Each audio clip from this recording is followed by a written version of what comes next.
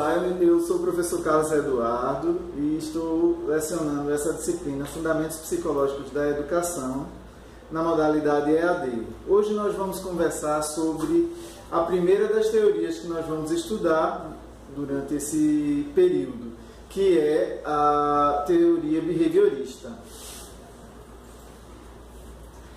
Antes de mais nada, nós vamos colocar alguns aspectos que foram antecedentes, que antecederam a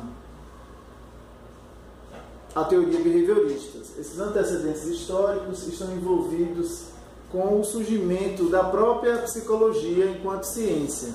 A psicologia passa a ser considerada uma ciência no século XIX, quando ela passa a utilizar-se dos chamados métodos científicos até então conhecidos, que eram os métodos experimentais. Então, quando a psicologia ela aborda fenômenos que podem ser mensurados, observados, experimentados, então a psicologia adquire um status de ciência. E então a filosofia positivista e a metodologia experimental influenciou muito esse período anterior ao behaviorismo, né? Porque o behaviorismo ele vai aderir a essa perspectiva experimental. Então, uma explicação das realidades humanas a partir do método científico, descrição e predição de condutas com fenômenos observáveis, a observação e mensuração da experimentação. Então, nesse sentido, o behaviorismo vai, de fato, ser baseado nessa metodologia experimental. Um primeiro antecessor do behaviorismo, a gente não pode dizer que ele era um behaviorista, foi o Thorndike. O Edward Lee Thorndike, ele iniciou os estudos em laboratório do que é chamado de associacionismo moderno. O associacionismo moderno é baseado na possibilidade, né, de você associar ideias, pensamentos e comportamentos. O experimento mais conhecido de Thorndike é o experimento com o gato numa caixa, em que havia, como podemos observar aqui, uma portinhola e um objeto que ficava pendurado dentro da caixa. A ideia era de que o gato pudesse aprender que, mexendo naquele objeto pendurado, ele poderia abrir a portinhola e aí sairia da caixa. Mas,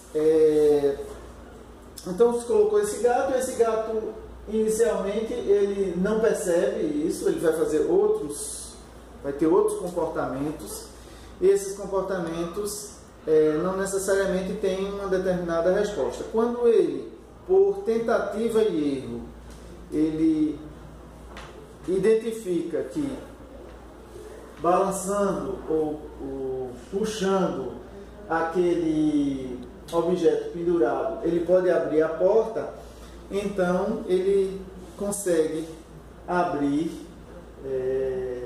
e sair da caixa. Mesmo depois de algumas experiências de abrir a portinhola puxando o cordão, os animais, no caso o gato, em determinado ensaio, ainda levaram considerável tempo em outra forma de comportamento antes de puxar o cordão. Então, levou um tempo ainda para que ele aprendesse isso. Isso levou a Thorndike a concluir que a aprendizagem do gato no sentido de puxar o cordão não era uma compreensão inteligente de uma relação entre puxar o cordão e abrir a portinhola, mas uma gradual fixação da conexão entre o estímulo e a resposta, entre ver o cordão e puxá-lo. Então é nesse sentido que Thorndike vai ser um grande influenciador do behaviorismo, porque ele vai experimentar, operacionalizar essa ideia da conexão entre o comportamento sendo resultado de uma resposta dada a determinado estímulo.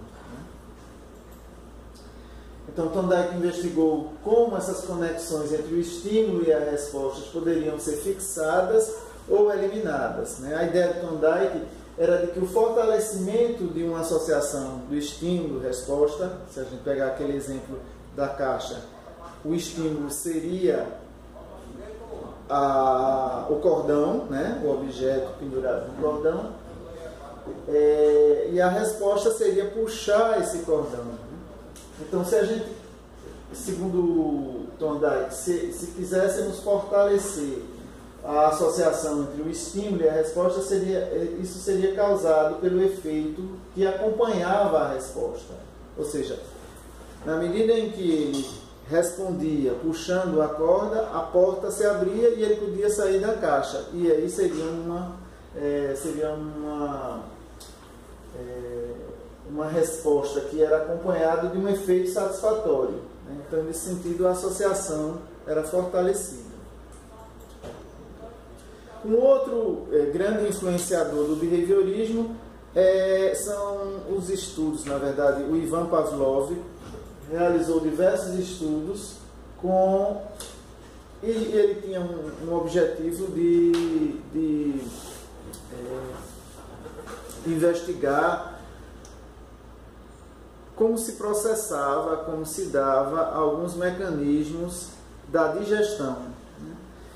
E num dos experimentos ele utilizava um cão, e essa experiência inclusive é muito conhecida como o cão de Pavlov, Mas, na verdade, a experiência em si ela estava relacionada com esse experimento tentando investigar os processos digestórios. Partindo do pressuposto de que quando a gente apresenta um alimento para um animal, esse animal ele saliva, então se tem aí, em geral, um estímulo incondicionado, ou seja, um estímulo natural seria a comida, e uma resposta incondicionada, ou seja, uma resposta natural a esse estímulo seria a salivação. Então, o que foi que Pavlov fez? Ele associou a apresentação desse determinado alimento para o cachorro com um outro estímulo, que é o som de uma campainha. O som de uma campainha aparentemente é um estímulo neutro. Essa campainha sozinha, ela poderia ser tocada e não aconteceria nada, no sentido assim, não teria nenhuma resposta do cachorro. Foi o que Pavlov fez, foi associar essa campainha, um estímulo neutro, com a apresentação da comida. E gradativamente ele vai distanciando a apresentação da comida da apresentação da campainha, até chegar a um determinado ponto em que ele conseguiu que o som da campainha fosse condicionada à resposta da salivação, que também foi dada uma resposta condicionada. Então, esse experimento teve consequências muito importantes para a gente identificar que a salivação ela seria uma resposta condicionada. Por quê? Naturalmente não se saliva diante de uma campainha. Então, com esse experimento, pôde-se, pela primeira vez, vamos dizer assim, um indivíduo, um animal, pôde-se mudar o comportamento desse animal. Um comportamento natural passou-se a ter um comportamento condicionado. Então, esse processo de condicionamento, ele inicialmente era chamado de condicionamento reflexo, né? Onde se dava ao animal uma possibilidade muito restrita, né, dele ter um reflexo para determinado estímulo. O condicionamento operante, que é o condicionamento que a gente vai ver mais adiante de Skinner, existe, além do estímulo antecedente e da resposta ao comportamento, existe um estímulo reforçador, que a gente vai ver um pouco mais adiante. Então, o condicionamento do behaviorismo, ele é diferente do condicionamento de Pavlov. Então, Pavlov não era um behaviorista, a gente está ainda no campo dos antecessores, né? A teoria do condicionamento de Pavlov não era uma teoria da aprendizagem, mas ele estava preocupado em estabelecer os fatores fundamentais na formação de hábitos. A aprendizagem aí é vista como uma ação involuntária, como eu disse, é uma ação reflexa, que faz parte de um processo de condicionamento biológico. O behaviorismo inicial mesmo, então, depois dessa introdução ao que antecedeu ao behaviorismo, a gente tem o behaviorismo inicial, que foi, de fato, o primeiro grande expoente, foi o americano John Watson. Ele também tinha uma ênfase que, a gente podia dizer assim, ele era desfavorável à ideia da mente, né? A gente concebe a ideia de mente, eu sempre pergunto isso, o que é uma mente? As pessoas, em geral, elas colocam a mão na cabeça, elas se referem à mente como sendo parte da cabeça, parte do cérebro. A ideia de mente é uma ideia abstrata, não é algo que você possa visualizar, observar, mensurar. E isso é justamente aquilo que os behavioristas, sobretudo os behavioristas iniciais, eles queriam realizar. Então, o Watson vai ser permanentemente contra essa ideia abstrata de mente, do mentalismo, né, em si. Então, ele enfatiza os estudos dos comportamentos observáveis. Também conhecido, e inclusive vocês podem acessar esse vídeo no YouTube, um experimento que ele realizou, hoje em dia não seria mais possível, mas no início do século XX ele realizou um experimento com uma criança, conhecido como o pequeno Albert. Esse pequeno apresentava, por exemplo, para o Albert vários objetos, inclusive animais, e o Albert, ele simplesmente olhava para esses objetos. O Watson então faz o experimento e que condiciona a apresentação desses objetos, desses animais, com um determinado som. E ele consegue então que o Albert comece a ter, o que ele diz, comece a ter medo desses objetos, desses animais. Então o Watson então, ele vai defender a ideia de que o comportamento ele pode ser modificado, né? Inclusive o ser humano, a criança, ela nasce como se fosse uma folha em branco, em que a gente pode imprimir nessa folha em branco qualquer comportamento possível. Então é célebre também essa cotação, né?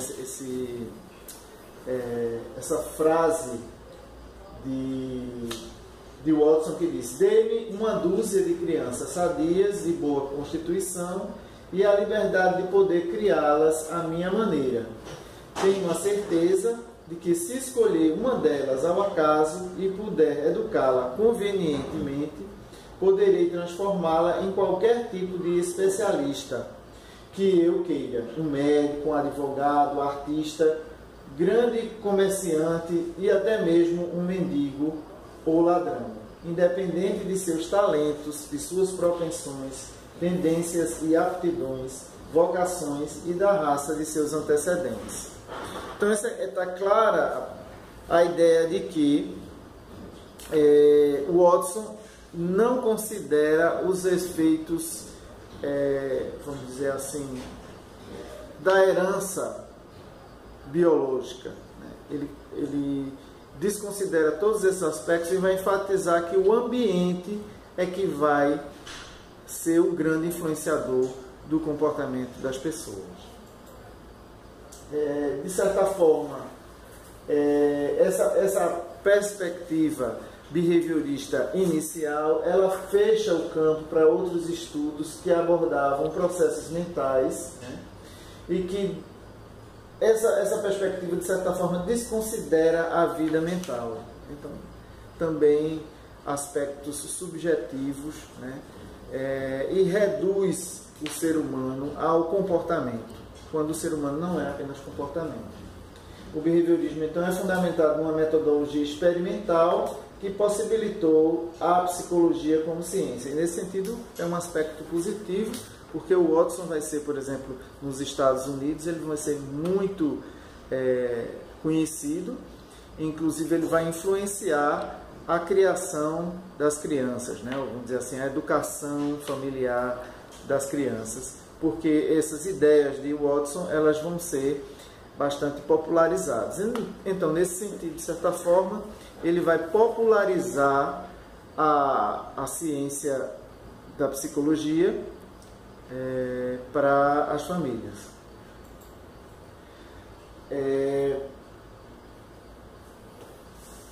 O neobehaviorismo, que é aquele behaviorismo que a gente associa ao pesquisador chamado Burrus Frederick Skinner.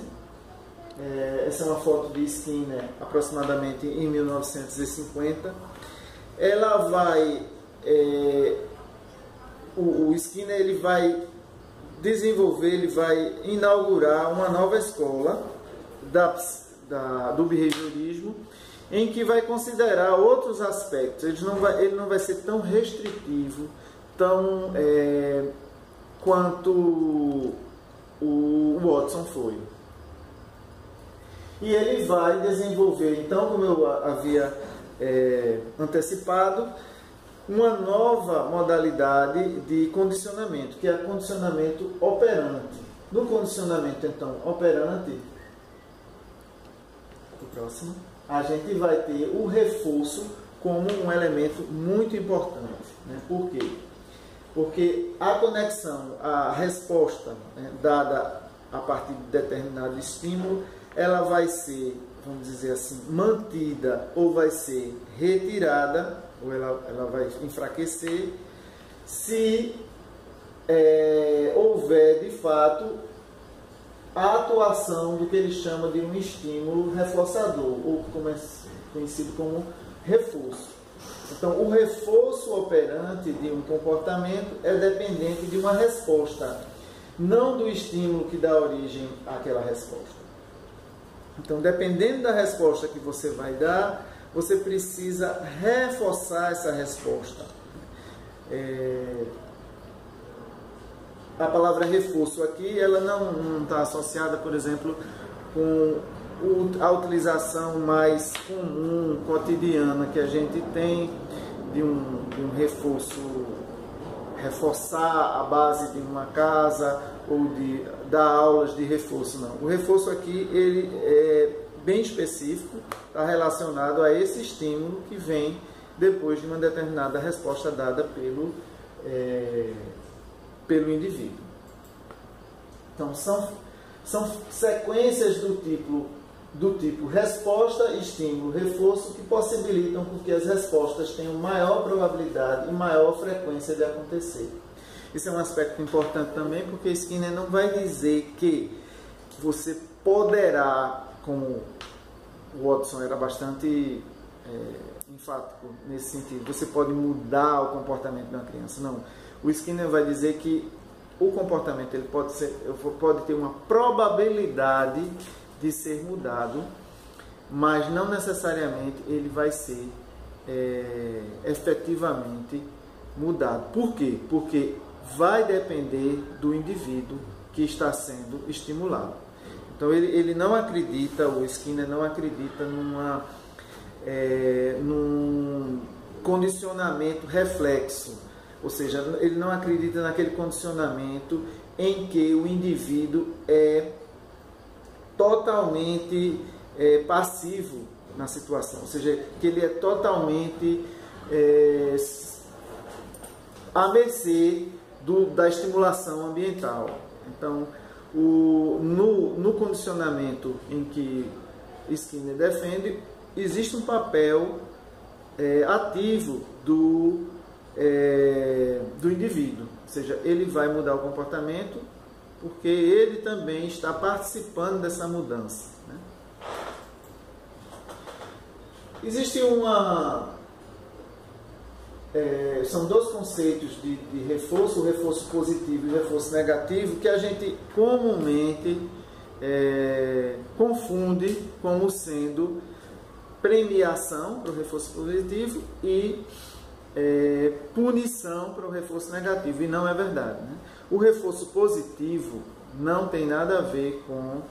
Pode até ter com um determinado estímulo que se possa dar. Por exemplo, você dá uma determinada resposta, você tem um determinado comportamento e aí você recebe algo em troca desse comportamento. Nesse caso, o reforço acompanha por um comportamento, acompanha aquele comportamento e fortalece, mas não necessariamente sempre vai acontecer esse caso, né?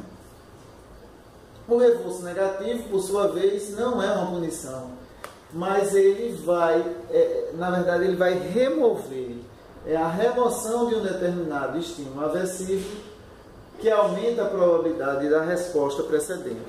Então, o reforço negativo, na verdade, ele vai extinguir determinado comportamento, vai reforçar o não comportamento, vamos dizer assim, de determinada situação.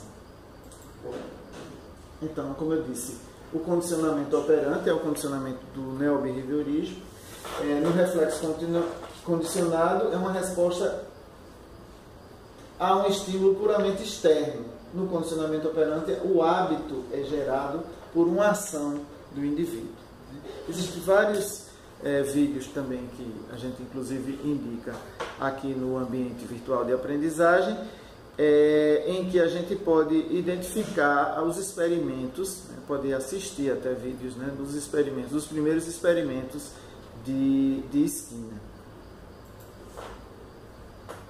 É interessante que Skinner, ele também teve diversos experimentos, principalmente no início da sua carreira, que foram com animais, com pombos, com ratos, e esses experimentos de laboratório ele podia generalizar para outras situações, inclusive as situações com humanos, né?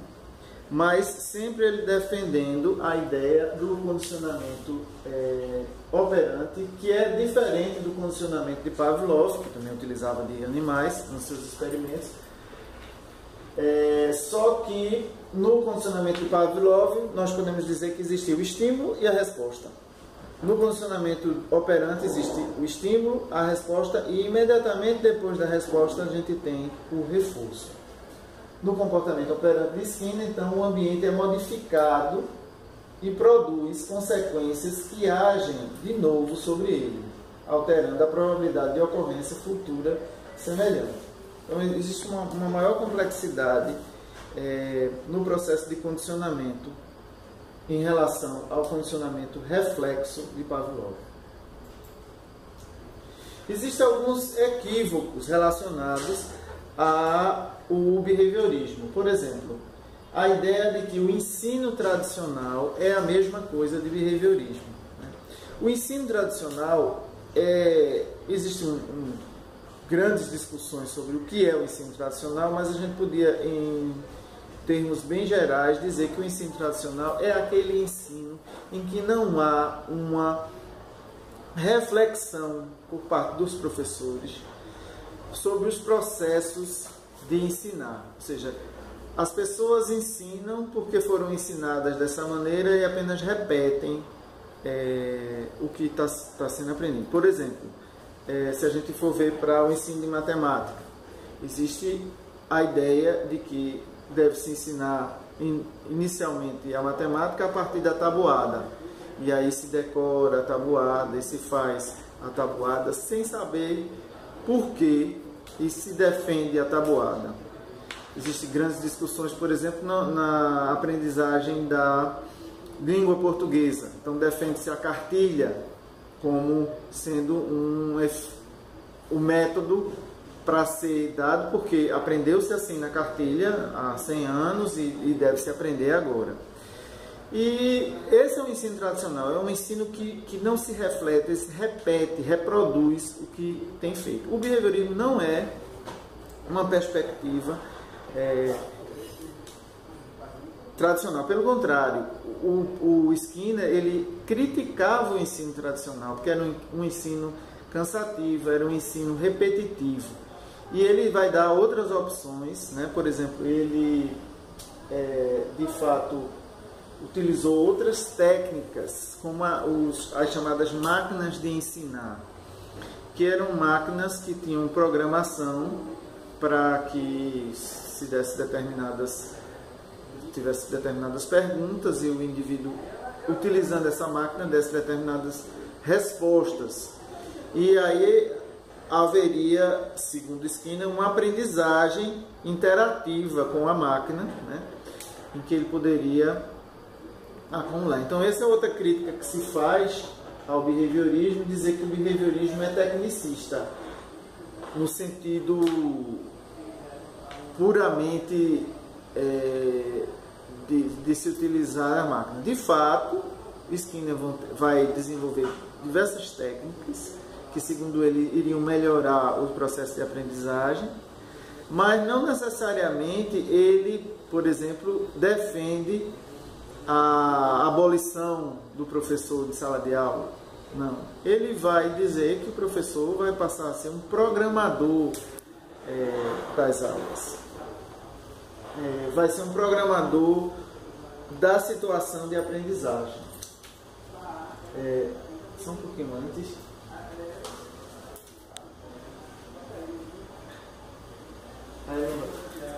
A análise do comportamento é o mesmo que o behaviorismo, é o mesmo que adestramento. Esse é outro erro também, né? O Skinner, como a gente viu, ele vai defender um outro tipo de condicionamento que não é o condicionamento reflexo. O adestramento até hoje é utilizado, ele é útil, né? É comum nós vermos em programas de televisão, programas sobre animais, em que se muda o comportamento de animais que são, vamos dizer, que rói sapato, que bagunça a casa, ou animais que estão muito tristes. Por determinado processo de condicionamento, esses animais eles passam a mudar o comportamento. Se pode mudar o comportamento dele. É útil para os animais, sim, mas Skinner não vai defender esse tipo de adestramento. Punição ou castigo é a mesma coisa que reforço negativo. Foi aquilo que eu disse anteriormente, né? A gente não pode reduzir o reforço negativo a apenas a punição e castigo, apesar de que algumas vezes pode-se ter como reforçador negativo esses estímulos que são chamados de estímulos aversivos. E é comum também a gente ver que um filme muito famoso, um clássico inclusive, chamado Laranja Mecânica, em que se tenta mudar o comportamento de pessoas delinquentes, e nessa mudança no processo de mudança de comportamento, algumas pessoas associam ao behaviorismo, né? O próprio Skinner, quando era vivo, respondeu a questões sobre essa e disse que ele não defendia essa perspectiva, né? É uma perspectiva fascista até do filme, né? De mudar o comportamento. Então, é importante, muitas vezes se confunde muito e se diz que o behaviorismo ele era parecido com essas práticas que são apresentadas no filme Laranja Mecânica, mas de fato não tem nada a ver com behaviorismo. Isso pode existir, inclusive é um filme muito interessante de ser assistido para se ver os condicionamentos mesmo que o ambiente, que a sociedade pode impor aos indivíduos, mas não no sentido de que Skinner defendia isso.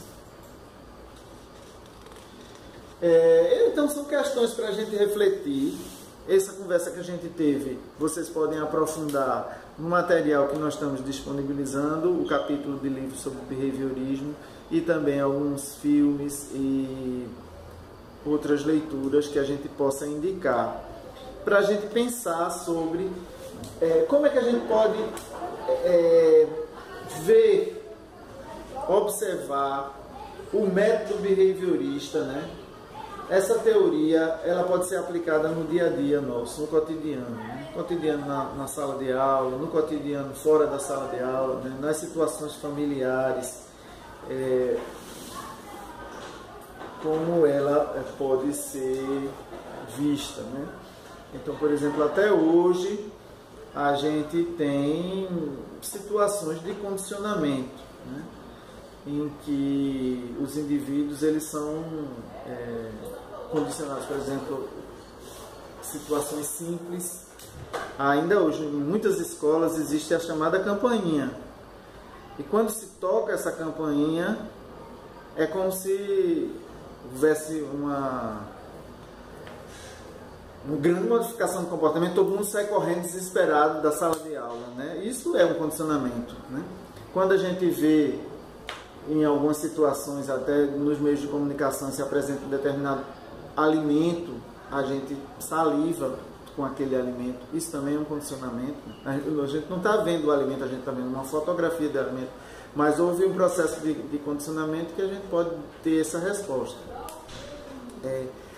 Até outras situações também, como por exemplo, se a gente estuda numa sala ventilada, arejada, uma sala bem iluminada, onde a gente tem cadeiras confortáveis, quando a gente tem uma acústica que facilita, isso dá condições físicas e ambientais para que a gente possa aprender melhor do que em uma situação, numa sala calorenta, numa sala escura, numa sala mofada, né? Então, de fato, os processos, o ambiente ele revela, ele possibilita, ele influencia determinados comportamentos. Então, assim também na família, por exemplo, às vezes se reclama que uma criança não dorme cedo, porque muitas vezes não existe uma preparação ambiental da casa para que aquela criança durma, ou para que a gente também durma. Então, por exemplo, está chegando a hora de dormir, é preciso que a gente tenha atividades menos estressantes, menos de deixar no sentido de alerta. Então, por exemplo, ler determinados livros que deixam a gente mais ligados, assim, mais alertas, ou assistir determinados programas, até fazer atividade física. Isso pode ter interferência, por exemplo, no sono.